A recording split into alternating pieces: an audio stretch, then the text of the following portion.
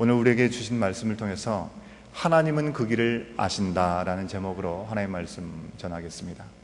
오늘 말씀은 지혜와 명철을 어디서 얻을 수 있는지에 대해서 묻는 말로 시작하고 있고, 지혜와 명철이 무엇인지 알려주는 말로 오늘의 말씀이 끝나는 것을 볼 수 있습니다. 갑작스럽게 왜 지혜와 명철에 대해서 오늘 말씀에서 이야기하고 있는 것일까요? 그동안의 말씀 속에서 욥의 친구들과 욥은 악인의 삶의 결과에 대해서 계속해서 말해왔습니다. 먼저 친구들은 그가 악하기 때문에 지금 이러한 어려움과 시련 가운데 있다라고 얘기했습니다. 하지만 욥은 자신의 죄악의 결과로 이런 고난이 온 것이 아님을 말하는 과정 속에서 악인이 세상에서 번영하지만 결국은 하나님께서 그를 아끼지 않기 때문에 내어치실 것이고, 그리고 세상은 그를 비웃게 될 것이라고 계속해서 이야기하고 있습니다. 이 말씀은 27장 22절과 23절에서 기록하고 있습니다. 악인의 번영과 그 결과에 대한 욥의 말의 결론부가 바로 어제의 말씀, 그리고 오늘 말씀의 묵상 본문입니다. 여기서 갑자기 왜 명철과 지혜에 대해서 얘기했는지 결론부터 말씀을 드리자면, 욥은 악인이 금이나 은은 구할 수 있어도 하나님의 지혜는 스스로 얻을 수 없다라고 말하고 싶었다고 하는 것입니다. 악인이 한때 세상에서 부를 찾아 누렸다 할지라도 하나님의 지혜와 상관없이 산 그 사람은 결국 몰락한다는 결론을 위해서 지혜와 명철에 대해서 욥은 얘기하고 있는 것입니다. 여기에 더해서 자신은 악행으로 인해서 몰락한 인생이 아니라 잠시 하나님의 뜻에 따라서 고난을 당하고 있을 뿐이라고 하는 것입니다. 그리고 불을 가졌느냐 불을 가지지 못했느냐에 따라서 그것에 의해서 악인이냐 악인이 아니냐라고 말하고 하는 것은 잘못된 것이라고 말하고 싶었던 것입니다. 우리가 읽지 않았지만요, 어제의 묵상 본문인 28장 1절부터 11절까지의 말씀을 보면요, 사람이 스스로 끈기와 노력을 가지고 금은부화를 얻어내는 그런 과정들에 대해서 우리에게 얘기해주고 있는 것을 확인할 수 있습니다. 우리 사람보다 시력이 4배에서 8배까지 좋다고 하는 솔개나 매, 보지 못하는 것이 없다고 하는 그 새들도 우리가 원하고 우리가 바라는 그 보물을 발견하지 못한다고 하는 것입니다. 그런데 그보다도 못한 시력을 갖고 있는 사람들은 보물들을 찾아낸다고 얘기합니다. 보통 보석이 어디에 있습니까? 땅 속에 있지 않습니까? 광물 속에 섞여 있는 것입니다. 어두운 땅 속에서 발견되는데 이 어두운 세상을 그 시력이 좋은 새들은 보지 못한다고 하는 것입니다. 그런데 사람들은 어떤 수단과 방법을 다 동원해서 방법을 찾아내서 그 어두운 땅 속까지 들어가서 그 보물들을 찾아내는 그런 능력들, 그런 노력들이 사람들에게 있다고 하는 것입니다. 또 어떤 맹수도 들어가지 못하는 곳까지 사람들은 들어가서 보물들을 꺼내온다는 내용들을 어제의 말씀 속에서 기록하는 것을 보게 됩니다. 속된 말로 하면 사람은 정말 독할 정도로 자기가 원하는 것을 끝까지 얻어내는 존재라고 하는 것입니다. 그것을 얻어내기 위해서 모든 이성과 노력을 다 동원한다고 얘기하는 것입니다. 이와 같은 과정을 통해서 사람은 금은보화를 얻고 스스로 번영할 수 있는 것처럼 보입니다. 하지만 오늘 말씀에서 욥은 얘기합니다. 그러나 그렇지 않다라고 하는 것입니다. 12절부터 14절까지의 말씀 우리가 함께 확인하기를 원하는데요, 12절부터 14절까지의 말씀을 우리가 함께 읽겠습니다. 시작. 그러나 지혜는 어디서 얻으며 명철이 있는 곳은 어디인고? 그 길을 사람이 알지 못하나니 사람 사는 땅에서는 찾을 수 없구나. 깊은 물이 이르기를 내 속에 있지 아니하다 하며 바다가 이르기를 나와 함께 있지 아니하다 하느니라. 악인이 세상에서 자신이 가장 부유하고 모든 것을 가졌다고 생각한다 할지라도 사실 그가 가진 금은보석들과 비교할 수 없는 가장 가치 있는 지혜와 명철을 그들은 가지지 못했습니다. 지혜와 명철이 어디에 있는지 알지 못하기 때문에 가질 수 없는 것이죠. 금광석을 찾을 때처럼 땅속 깊이 내려가도 거기에 하나님의 지혜와 명철이 없습니다. 혹 바닷속 깊은 곳에 들어갈지라도 지혜와 명철을 찾을 수 없다라고 얘기하고 있습니다. 욥은 이 지혜와 명철이 어느 정도의 가치가 있다라고 우리에게 알려주고 있습니까? 15절부터 19절 말씀 다시 한번 우리가 읽겠습니다. 15절부터 19절입니다. 시작. 순금으로도 바꿀 수도 없고 은을 달아도 그 값을 당하지 못하리니 오빌의 금이나 귀한 청옥수나 남보석으로도 그 값을 당하지 못하겠고 황금이나 수정이라도 비교할 수 없고 정금 장식품으로도 바꿀 수 없으며 진주와 벽옥으로도 비길 수 없나니 지혜의 값은 산호보다 귀하구나. 구스의 황옥으로도 비교할 수 없고 순금으로도 그 값을 헤아리지 못하리라. 지혜와 명철이 무엇입니까? 사전적인 의미를 보면요, 지혜는 사물의 이치나 상황을 제대로 깨닫고 그것에 현명하게 대처할 방도를 생각하는 정신적인 능력이라고 기록하고 있습니다. 명철은 총명하고 사리의 밝음을 의미하는 것입니다. 하지만 성경에서 말하는 지혜와 명철은 좀 다릅니다. 사물의 이치와 상황을 제대로 깨닫고 그것을 현명하게 대처하기 위해서 모든 만물을 지으시고 주관하시는 하나님을 경외하고 하나님을 등지는 죄악으로부터 떠나는 것, 그것이 바로 지혜요 명철이라고 얘기하고 있습니다. 오늘 말씀의 결론부인 28절 말씀을 우리가 함께 먼저 읽어보도록 하겠습니다. 28절입니다. 시작. 또 사람에게 말씀하셨도다. 보라, 주를 경외함이 지혜요 악을 떠남이 명철이니라. 욥이 그토록 지혜와 명철을 같이 있다고 말한 이유가 바로 여기에 있는 것입니다. 그저 세상에서 생각하듯이 상황에 잘 대처하고 잘 사는 정도가 아니라 이 지혜는 이 세상을 지으시고 우리 인생을 지으시며 지금도 생명을 주셔서 운행하시는 하나님에게서부터 나오기 때문에 그렇다고 하는 것입니다. 우리가 약을 하나 사도 복용 방법을 제대로 알아야지 약을 복용할 수 있는 것입니다. 가구를 조립해도 이 조립 설명서가 우리 가운데 필요한 것입니다. 가전제품 그 무엇이든지 사용할 때 설명서가 필요한 것입니다. 하물며 이 세상을 지으신 하나님이 이 땅을 지으신 목적, 그리고 운영하신 방식, 우리가 그 안에 어떻게 살아가야 될지 알기 위해서는 하나님의 지혜가 필요하다고 하는 것입니다. 그런데 이 세상을 살아가면서 이 세상을 제대로 살기 위한 지혜는 얻지 못하고 그저 내 눈에 보기에 좋고 만족스러운 금은보화 그것만 가득하다면 얼마나 헛된 삶을 살 수밖에 없겠습니까?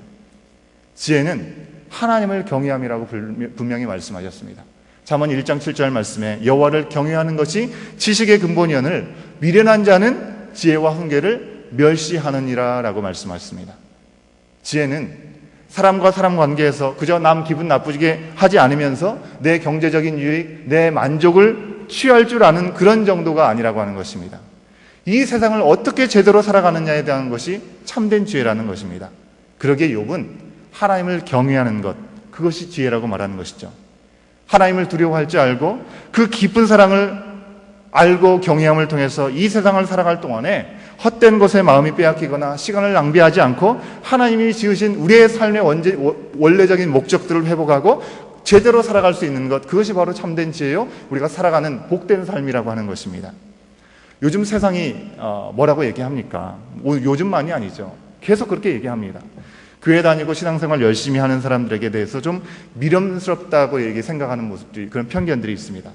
하나님만을 의지하면서 사는 사람들은 뭔가 세상에서 좀 덜 채워지고 모자란 사람들이라는 그런 편견들이 있습니다. 그렇기 때문에 이 시대의 최고의 지성이라고 한국에서 얘기하던 그런 분이 무신론자에서 그리스도인 되었을 때, 회심했을 때 한국 사회에 엄청난 파장이 일기도 했던 것입니다. 이런 현상이 바로 그리스도인들은 이성적이나 합리적이지 못하고 지혜롭지 못하다라는 편견에서부터 시작된 것입니다.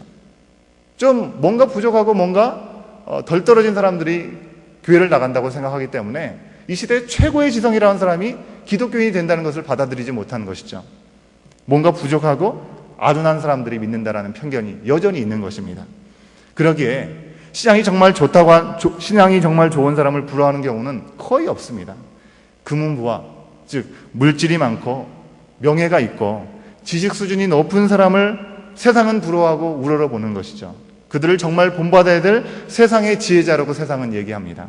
하지만 이 세상의 참된 지혜자는 바로 이 세상의 창조자이시고 주인이시고 우리 하나님을 경외하고 하나님이 원하시지 않는 그 악에서 떠나는 자가 하나님께서 인정하시는 지혜자라는 것입니다. 욥은 바로 이 말을 통해서 가축이나 밭이나 자녀나 명예 좀 가졌던 자신의 과거가 복된 삶이고 그것이 온전한 것이라고 생각하고 지금은 그저 저주받은 것이라고 여기지 말라고 얘기하고 있는 것입니다. 욥 자신이 지금도 하나님을 경외하고 있고 악에서 떠나 있기 때문에 그는 하나님이 자신을 보호하시기 때문에 그때가 반드시 다시 돌아오고 모든 것이 회복될 것이라는 확신을 분명하게 가지고 있습니다. 이런 욥의 확신은 내일부터의 말씀 속에서 우리가 확인하게 될 것입니다. 그렇다면 이러한 지혜는 어떻게 우리가 소유할 수 있습니까?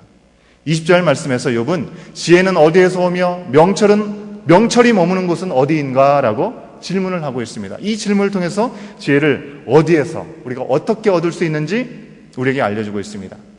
21절과 22절 말씀을 보니까요, 어떤 생물체에게서도 지혜는 숨겨졌다라고 얘기하고 있습니다. 하늘에 나는 새조차도 지혜를 볼 수 없다고 얘기하고 있습니다. 멸망과 죽음조차도 지혜는 그저 소문만 들었다라는 의인화된 사람에게 얘기하는 것처럼 표현을 하는 것을 통해서 지혜는 좀처럼 찾아지지 않는다라고 얘기하고 있습니다. 그렇다면 지혜는 우리가 어떻게 얻을 수 있습니까? 아무리 지혜가 가치 있다고 안다고 해도 지혜를 얻을 길이 없다고 한다면 아무 소용이 없는 거 아니겠습니까? 도대체 지혜를 가질 수 있는 방법을 아는 이가 누구입니까? 욥은 말하고 있습니다. 하나님이 그 길을 아시며 있는 곳을 아시나니.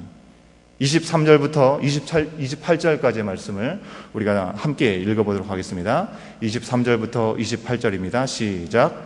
하나님이 그 길을 아시며 있는 곳을 아시나니 이는 그가 땅끝까지 감찰하시며 온천을 살피시며 바람의 무게를 정하시며 물의 분량을 정하시며 비 내리는 법칙을 정하시고 비구름의 길과 우레의 법칙을 만드셨습니다. 그때 그가 보시고 선포하시며 굳게 세우시며 탐구하셨고 또 사람에게 말씀하셨도다. 보라, 주를 경외함이 지혜요 악을 떠남이 명철이니라. 하나님은 지혜가 어디 있는지 아신다고 했습니다. 왜냐하면 하나님이 지혜 자체이시기 때문에 그렇습니다. 세상의 모든 것이 하나님으로부터 나오지 않았습니까? 하나님이 모든 것을 시작하셨고 또한 정해주셨습니다. 시작하시고 지금까지 운행하시는 하나님은 이 모든 것들을 우리에게 알려주시기 원하십니다. 이 세상에 대해서 하나님 말고 아는 이가 없습니다. 바람의 무게, 물의 분량, 비 내리는 법칙, 비구름의 길과 우레의 법칙을 만드시고 때마다 바람을 불게 하시고 물이 썩지 않도록 유지시켜 주시고 비와 천둥을 통해서 이 자연을 유지시켜 가시는 하나님 자체가 지혜라고 우리에게 말씀하고 있습니다. 하나님은 세상이 운행되는 모든 지혜 법칙에 대해서 선포하시고 굳게 하시고 탐구하셨다고 했습니다. 시험해 보셨다고 말씀하셨습니다. 그리고 사람에게 말씀하셨습니다. 주를 경외함이 지혜고 악을 떠나는 게 명철이라고 말씀하셨습니다. 욥은 자신이 하나님을 경외하고 악에서 떠나지 않는 사람으로 금이나 보화나 쫓는 사람처럼 멸망에 이르는 사람들과는 다르다고 말하고 싶어서 오늘 말씀 속에서 지혜와 명철에 대해서 얘기하고 있습니다. 하지만 우리는 이 욥의 말을 들으면서 우리 스스로의 모습을 좀 돌아볼 수 있어야겠습니다.